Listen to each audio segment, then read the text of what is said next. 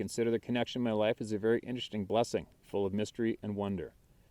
Yes, I have done my research and have read probably hundreds of books about them over the years, but I no longer consider myself a researcher or desire to be considered an expert. With as crazy and narcissistic as the Sasquatch and cryptic community is, I found out early on that it is better to stand back in the shadows and not participate in the toxic drama and egocentric personalities and groups.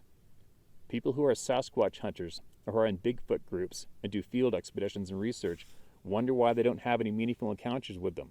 I don't want to have any meaningful encounters with them, the researchers, so why would these super intelligent psychic beings want to either? Just a thought anyways. Thank you for taking the time to read my story, or at least part of it. Feel free to use my name or to edit where it might be not as clear if you choose to share with others. I have no agenda. If you don't want to share this, that's okay too. I truly respect you and like you as a person. You seem genuine and real to me and are not really a part of the community. I honestly don't care if others believe me or not. That is none of my business.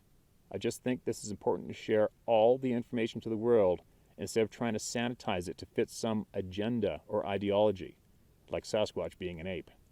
We should no longer be afraid to share the stranger details in our encounters just so that we don't offend someone, or just to make our encounter easier for others to believe. We shouldn't have to fear what other people think. If anything, I hope others will feel more free to share all the weird and strange details that are held back due to fear of ridicule. That time needs to come to an end, and I feel you are helping others like myself to share openly without fear of negative backlash.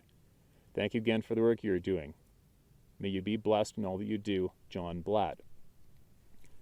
P.S. Just for you, Steve. Bracket, you can share this publicly if you want to. I've been in the shadows of the Sasquatch community since the beginning of the internet. I've been on all the Bigfoot forums, talked to all the big names, went to the conferences, done my own independent field investigations. You name it, I've done it. I've known about mostly everything that you are sharing with the world regarding Money Grabber and all of his cronies. All the big-name Sasquatch teams and all the bullshit they pull. The con jobs, the discrediting, the sanitizing of information, the bullying, all the drama. I've distanced myself away from it all while keeping an eye on it over the years. I've had my own run-ins with them, and I've seen so many people used and abused and silenced. There are some good people who aren't all fucked up who try to be a light in the Bigfoot community darkness, but I've never had the stomach for it. I am much more interested now in the whys instead of the whats and the hows of Sasquatch and the Sasquatch community. Why do people have encounters and not others? Why are most of the people in this community are already narcissists or becoming narcissistic after getting into the community? People look for support and answers after their experiences, but either get sucked into being an expert, starting their own group, or buying into the mainstream bullshit, then becoming filled with drama and attacking others who see things differently than you do. Why do experiencers either completely isolate themselves and tell no one, or they go the opposite direction and become an egocentric asshole who wants to be the one to finally answer the Sasquatch mystery? It is, for the most part, one giant shit show. The TV shows, the documentaries, many of the conferences, and even most of the recent books. There is a real reason why this is all suppressed and oppressed.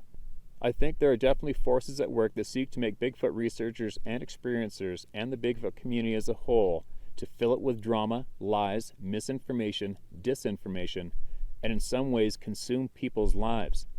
Many people who are invested in their Bigfoot research or trying to find answers are completely consumed with Bigfoot.